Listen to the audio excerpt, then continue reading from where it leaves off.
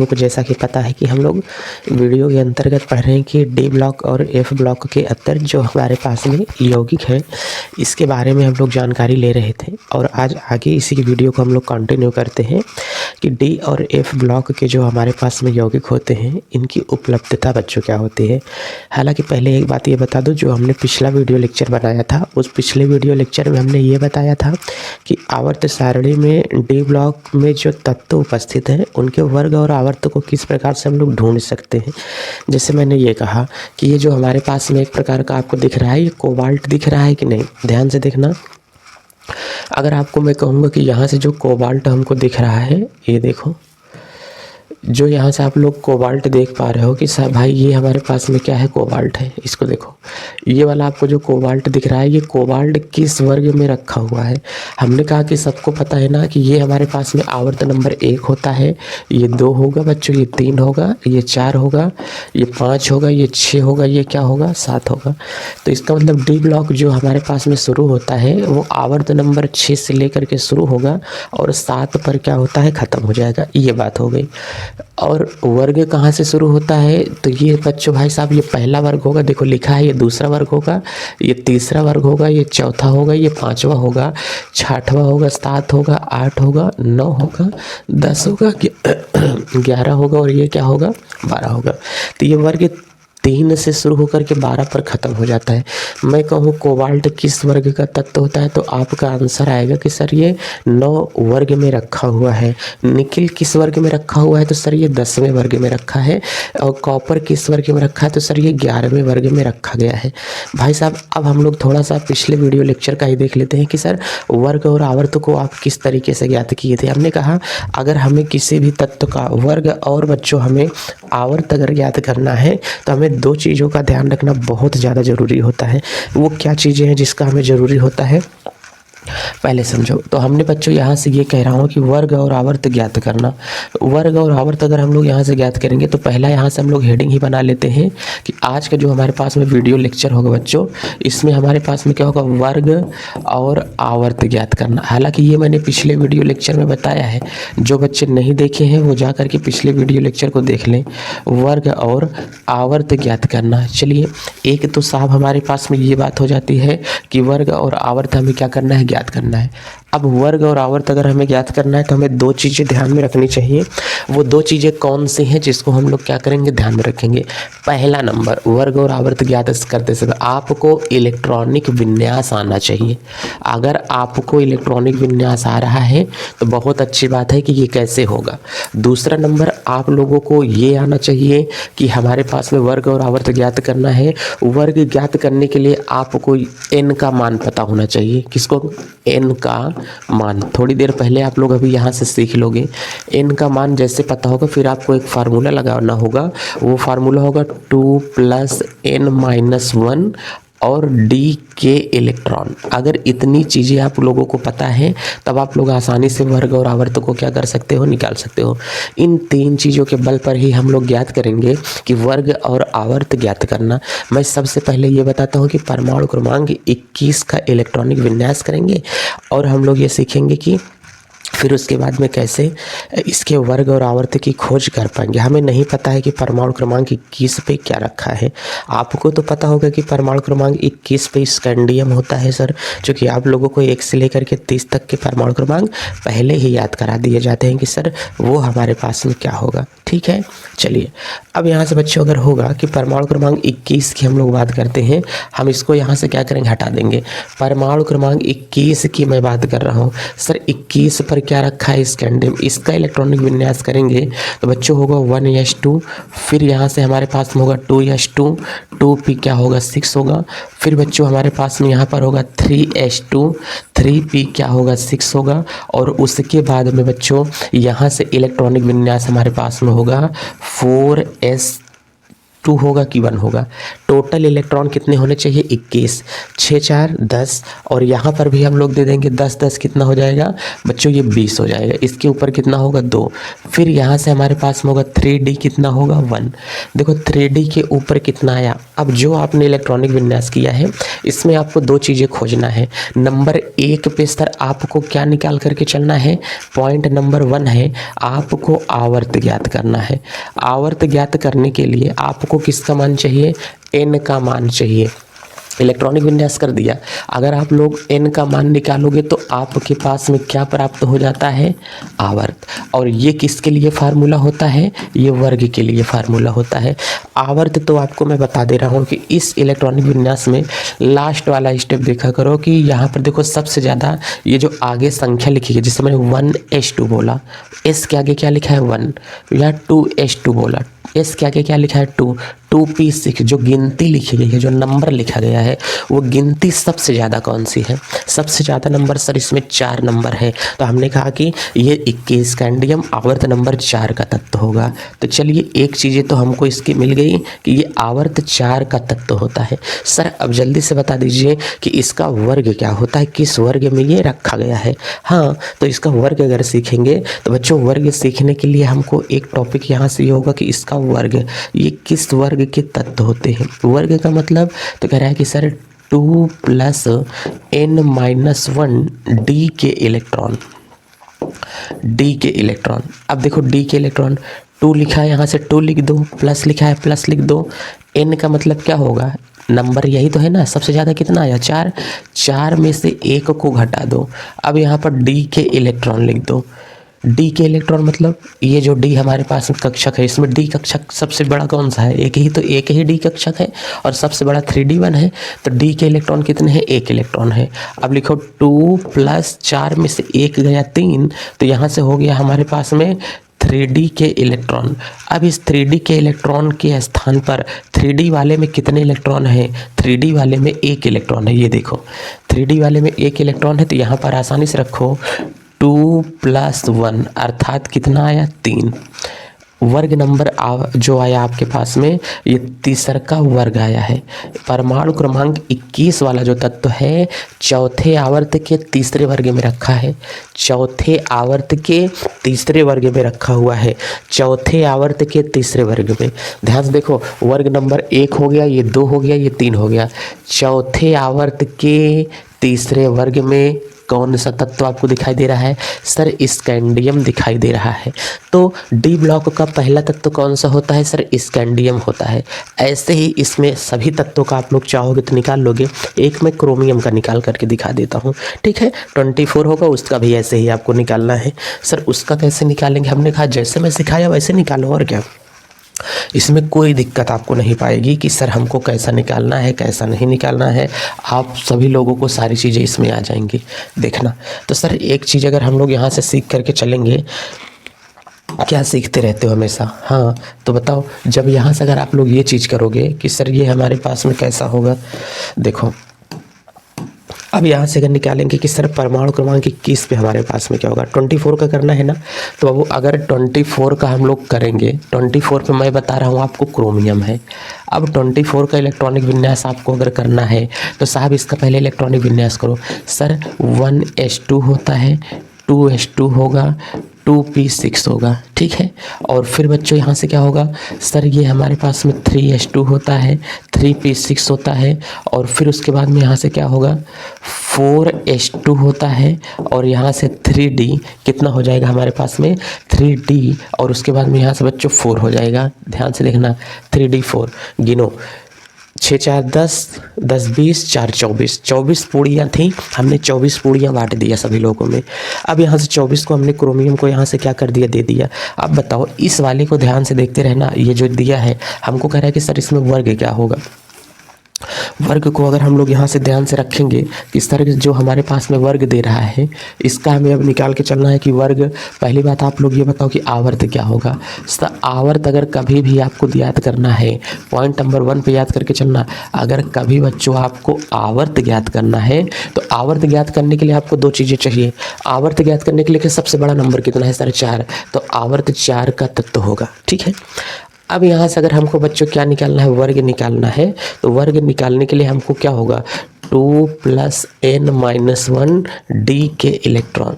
अब यहाँ से लिखो 2 लिखा है, 2 लिख दो, प्लस n का मतलब 4, 4 में से 1 गया, कितना होगा 3, 3d के इलेक्ट्रॉन। 3d वाले में कितना इलेक्ट्रॉन है, 4, इसी के स्थान पे अब आपको 4 लिख देना है। कितना होगा यहाँ से 2 होगा प्लस कितना होगा 4, 4 2 कितना हो गया 6। इसका जो बच्चों वर्ग नंबर आ गया, वर्ग नंबर कितना है 6। 6वें वर्ग में चौथे के सामने कौन सा रखा है, 6वें वर्ग में चौथे के सामने, ध्यान से देखो, 6वें वर्ग में चौथे के सामने वो देखो क्या रखा है, चौथा यही तो है ना, चौथे के सामने क्या रखा हुआ है, सर क्रोमियम रखा हुआ है, 24 का होगा। तो इसी तरीके से आपको निकालते हुए चले जाना है, ठीक है, जिसका भी इलेक्ट्रॉनिक विन्यास करोगे। अब इसका इलेक्ट्रॉनिक विन्यास आप लोगों को थोड़ा सा दिक्कत देगा कि एक इसके ऊपर चलाता है, 4s1 होगा और 3d क्या होगा 5 होगा। इसके लिए कंफ्यूज मत होना, सेशन आएगा इसके लिए कि क्या है ये अपवादित सेशन क्या होते हैं, आगे चल के आएगा। तो मैंने कहा है ना कि अपवाद कुछ नहीं होता है, तर्क होता है बस थोड़ा सा उसमें। चलिए अब हम लोग डी ब्लॉक के नए सेशन पर चलते हैं थोड़ा सा, कि इसमें का तो वर्ग और आवर्त की संख्या आप लोगों को ज्ञात हो जाएगा। इसमें लिखेंगे कैसे, यदि किसी भी डी ब्लॉक में उपस्थित किसी भी तत्व के वर्ग और आवर्त यदि हमें ज्ञात करना है, तो सर्वप्रथम हमें उस तत्व का इलेक्ट्रॉनिक विन्यास कर लेना होता है। उस इलेक्ट्रॉनिक विन्यास में n की अधिकतम संख्या को ही आवर्त कहा जाता है, n की अधिकतम संख्या को ही आवर्त कहा जाता है। और वर्ग ज्ञात करने के लिए उसमें हमें 3d के इलेक्ट्रॉनों को 2 के साथ में जोड़ दिया जाता है, आवर्त की 1 के साथ घटा करके, अर्थात 2 + n-1 d के इलेक्ट्रॉन के फार्मूले का प्रयोग करके हम वर्ग की संख्या को ज्ञात कर लेते हैं। इतना ही हमको इसमें लिखना है और कुछ नहीं लिखना है। अब आप लोग एक चीज़ पे और आओ कि सर ये जो हमको डी के इलेक्ट्रॉन दिख रहे हैं, हमको जो डी ब्लॉक पढ़ के चलना है, इस डी ब्लॉक के अंदर जो तत्व पाए जा रहे हैं, ये तत्व हमारे पास में क्या होते हैं। हमने कहा कि देखो डी ब्लॉक, हमको ये एस ब्लॉक नहीं पढ़ करके चलना है, हमको साहब ये पी ब्लॉक एस ब्लॉक नहीं पढ़ना है, पी ब्लॉक नहीं पढ़ना है, अभी हमको एफ ब्लॉक भी नहीं देख के चलना है, हमको केवल कौन सा देख के चलना है, सर डी ब्लॉक देख करके चलना है। अब ध्यान से देखना, चाहे ये डी ब्लॉक हो चाहे एफ ब्लॉक हो, ये जो हमारे पास में तत्व है, इनकी उपलब्धता क्या होती है, ये किस प्रकार से पाए जाते हैं, कहाँ पर ये पाए जाते हैं।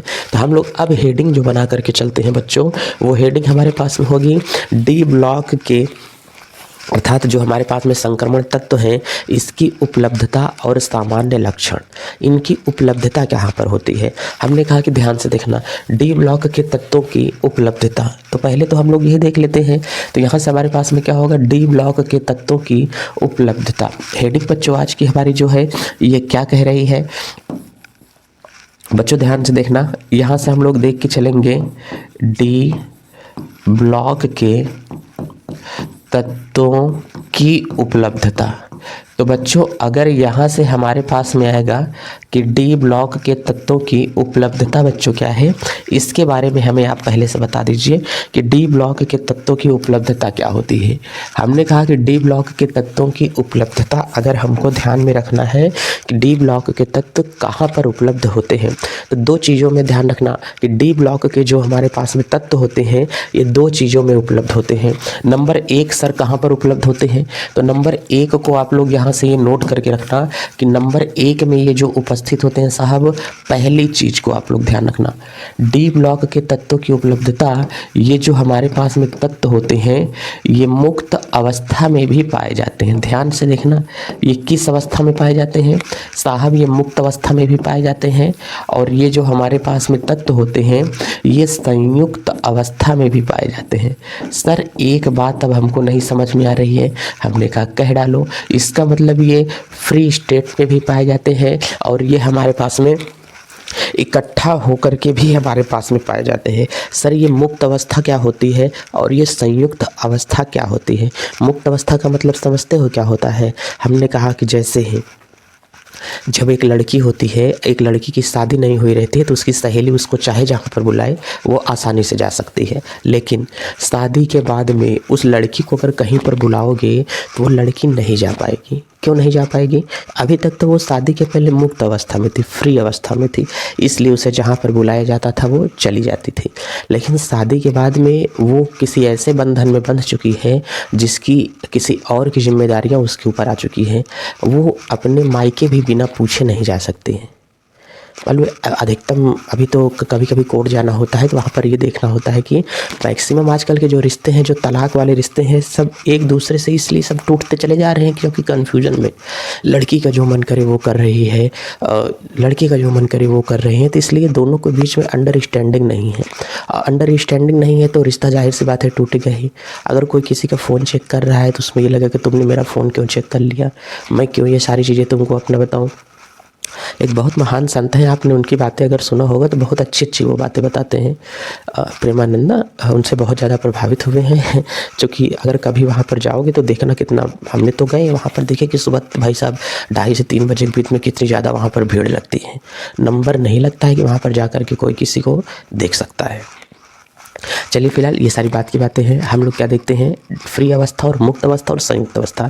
शादी के पहले वो लड़की चाहे जहाँ जा सकती थी, लेकिन शादी के बाद वो नहीं जा सकती है।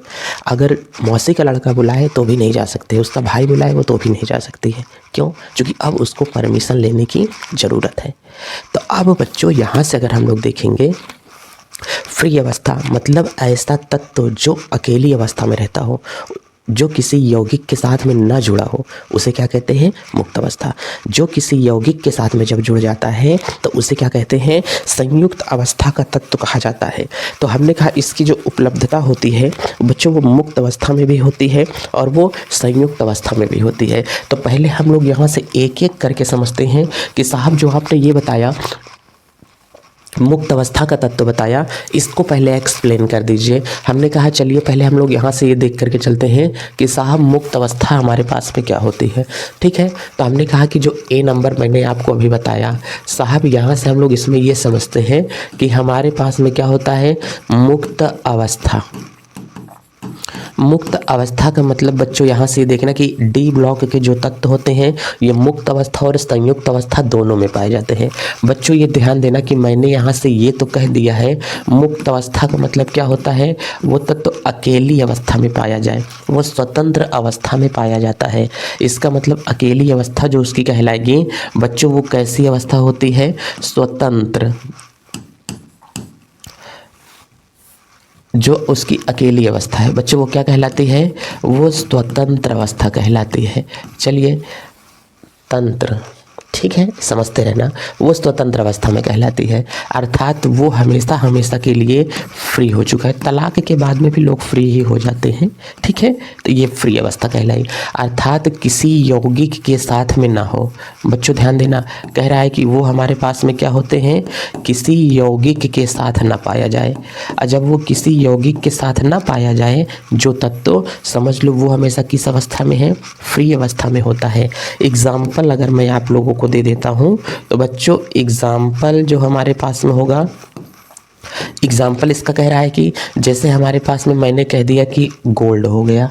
ठीक है, मैंने कहा कि मेरे पास में क्या हो गया? सिल्वर हो गया। ये किस अवस्था में है? ये हमारे पास में मुक्त अवस्था में है। हमने यहाँ से कहा कि ये हमारे पास में नाइट्रोजन हो गया। ये किस अवस्था में होता है? ये बच्चों अगर आप लोग ध्यान दोगे तो ये मुक्त अवस्था के तत्व होते हैं। अगर मैंने यहाँ से ऑक्सीजन कह दिया कि साहब जो है यहाँ से ऑक्सीजन है, सर मैंने यहाँ से क्लोरीन कह दिया, देखो ये अकेली अवस्था में आपको दिख रहा है कि नहीं? हाँ सर, अकेली अवस्था में दिख रहे हैं। तो ये सारे तत्व कहलाते हैं मुक्त अवस्था के तत्व। संयुक्त अवस्था के तत्व क्या होते हैं? जो किसी स्तोत्र के रूप में होते हैं, किसी यौगिक के फॉर्म में होते हैं, वो कहलाते हैं कि संयुक्त अवस्था के हमारे पास में तत्व होते हैं। अर्थात वो जो होते हैं किसी अन्य के साथ में उपस्थित होते हैं। तो इधर तो हमने बच्चों मुक्त अवस्था देख लिया। अब यहीं से हम लोग थोड़ा देखते हैं कि संयुक्त अवस्था क्या होती है। बी पार्ट हम लोग यहाँ से देख लेते हैं कि बच्चों आप लोग कभी देखोगे तो संयुक्त अवस्था ध्यान से देखना, इसमें हम लोग जो समझने वाले हैं बच्चा, वो हमारे पास में क्या होता है? संयुक्त अवस्था। चलिए इसमें बच्चों हम लोग देख के चलेंगे कि सर संयुक्त अवस्था क्या होती है। आप लोगों को ये चीज़ें ज़्यादा समझ में आएंगा, ये संयुक्त अवस्था क्या होती है। अब बच्चों अगर कभी आप लोग देखोगे कि संयुक्त अवस्था हमारे पास में क्या होता है, मतलब क्या कॉम्बिनेशन स्टेज हमारे पास में से हम लोग कहते हैं। ठीक है, तो अगर ये हमारे पास में होगा संयुक्त अवस्था जो किसी के साथ जुड़ा हो। शादी के बाद लोग किसी के साथ में जुड़ जाते हैं तो वो हमारे पास में क्या होता है, कंबाइंड हो जाता है। तो मतलब जो किसी के साथ जुड़ा हो, इसका मतलब जो किसी से जुड़ा हो। बच्चों अगर ये किसी से क्या होगा, जुड़ा होगा, जो किसी से जुड़ा हो। आपको दूर से सारी चीज़ें दिख रही हैं, जो किसी से जुड़ा हो वो हमारे पास में क्या कहलाता है, संयुक्त अवस्था कहलाता है। जैसे अर्थात वो कंबाइंड हो, किसी से जुड़ा हो, इसका मतलब इसे हम लोग क्या कह सकते हैं, कॉम्बाइंड कह सकते हैं कि ये हमारे पास में क्या है, कॉम्बाइंड है। जैसे मैंने आपको बच्चों अगर मैं एग्जांपल दूं, यहाँ पर अगर आप लोग देखोगे तो ऑक्सीजन इसमें फ्री नहीं है, लेकिन अगर मैं देखूंगा ऑक्सीजन NCaCO3 एक हमारे पास में कैल्शियम कार्बोनेट होता है, CaCO3 होगा, वहाँ पर ऑक्सीजन संयुक्त अवस्था में है। वहाँ पर अगर हम लोग ऑक्सीजन को निकालेंगे तो ऑक्सीजन वहाँ पर निकल नहीं सकता है, इसलिए उसे हम लोग कहते हैं कि वो हमारे पास में क्या है, कंबाइंड अवस्था में है। ठीक है, तो अगर हम लोग देखेंगे जैसे कि लोहा होता है, अगर मैं इसमें लोहे को लिख दूंगा कि लोहा हमारे पास में है तो भाई साहब ये क्या होगा, फ्री अवस्था में होगा। इमेज नहीं लगाया, चलिए अब यहाँ से अगर मैं लिख दूंगा कि अभी ये यहाँ से मैंने Fe आपको एक एग्जाम्पल में देता हूँ। ठीक है, अब यहाँ से आप लोग जो एग्जाम्पल समझ करके आओगे, इसमें देखना कि सब एग्जाम्पल के तौर पर हमारे पास में क्या होगा बच्चों, एग्जाम्पल जो आपके पास में आएगा वो यहाँ से देखो, हमने कहा कि Fe होता है कि नहीं, हाँ सर होता है। एक फार्मूला Fe2O3 हो जाएगा।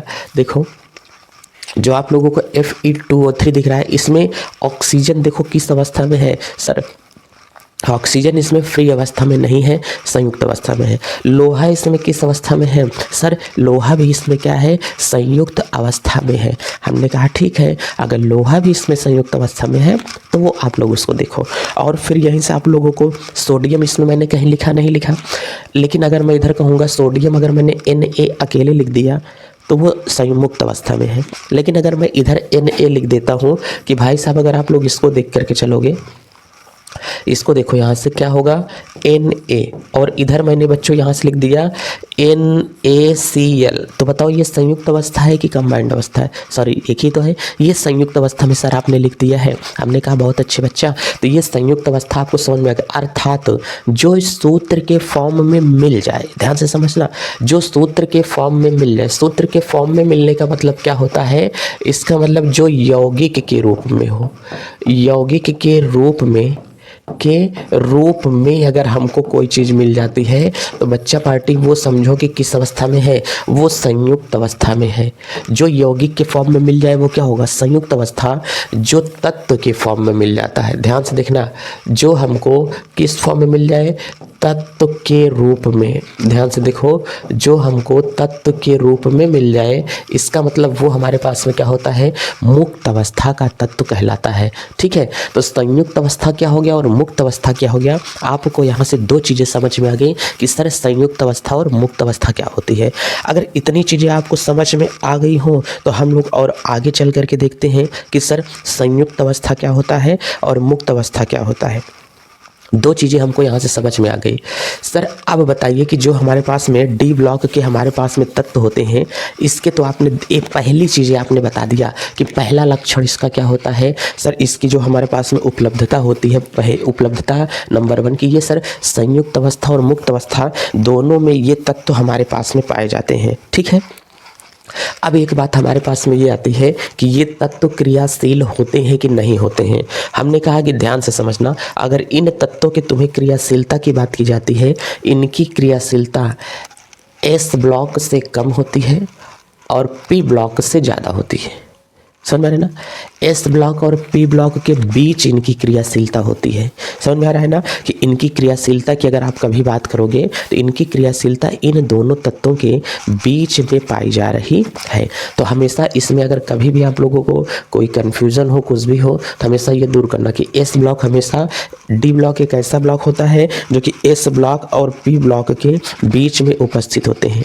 एक चीज़ अब यहाँ से हम लोग समझना चाहेंगे कि S ब्लॉक में देखते हैं कि हमारे तत्व क्या है, धन विद्युती है। P ब्लॉक के अंदर देखते हैं तो तत्व जो है ऋण विद्युती है। सर ये आप क्या बता रहे हैं, हमको समझ में नहीं आ रहा है। हमको सर ने कहा समझ में नहीं आ रहा है, तो चलो अगर समझ में नहीं आ रहा है भाई तो आगे देख करके चलो। इसमें जितने तत्व हैं आपको अलग अलग मैं थोड़ा सा कर देता हूँ कि एस ब्लॉक और पी ब्लॉक के जितने आपको तत्व दिखाई दे रहे हैं सारी चीज़ें दूर हुई। अब देखो इसमें एस ब्लॉक का जो हमारे पास में तत्व होता है बच्चों, ये एस ब्लॉक है, दो के दोनों जो हमारे पास में ब्लॉक दिए हैं इससे हम लोग कहते हैं कि साहब ये जो होगा एस ब्लॉक होगा। ये जो हमारे पास में होगा बच्चों इसे हम लोग कहते हैं कि ये हमारे पास में पी ब्लॉक होता है। चलिए, और साहब ये जो हमारे पास में होता है इसे हम लोग कहते हैं कि ये वाला डी ब्लॉक होगा। अब डी ब्लॉक में ये एस ब्लॉक जितना तत्व होता है ये सारा का सारा धन विद्युतीय तत्व होता है।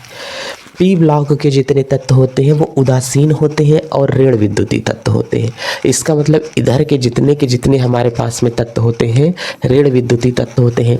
जैसे कि मैंने आपको कह दिया कि एल्युमिनियम फ्लोरीन पे कैसा होता है माइनस, क्लोरीन पे कैसा होता है माइनस, ब्रोमीन पे कैसा होता है साहब माइनस, ऑक्सीजन पे कैसा होता है साहब -2, सल्फर पर कैसा होता है साहब -2 होता है। समझ में आ रहा है कि नहीं? नाइट्रोजन होगा उसके ऊपर भी माइनस में ही चार्ज आते हैं, ठीक है, उसके ऊपर भी माइनस में ही चार्ज आएगा। अब यहाँ से अगर ये चीज़ें होगा, कार्बन होगा, ये आप लोगों को 4/4 का मैटर इसमें अटक जाता है।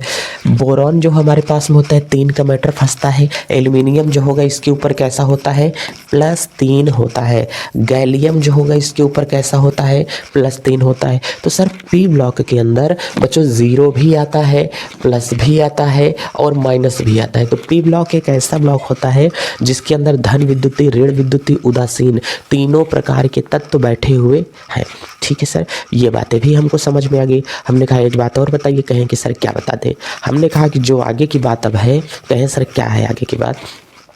लेकिन डी ब्लॉक के जितने तत्व हैं तुम केवल और केवल इसमें एक समानता पाओगे कि सारे के सारे तत्व क्या हैं, धन विद्युतीय तत्व होते हैं। डी ब्लॉक के जितने भी तत्व होते हैं बच्चों वो सब क्या होते हैं, धन विद्युतीय तत्व होते हैं। इसमें कोई भी ऐसा तत्व नहीं है जो कि हमारे पास में क्या होते हैं, ऋण विद्युतीय होते हैं। सारे के सारे इसमें जितने आपको तत्व दिखाई देंगे वो सब के सब बच्चों क्या होते हैं, धन विद्युतीय तत्व होते हैं।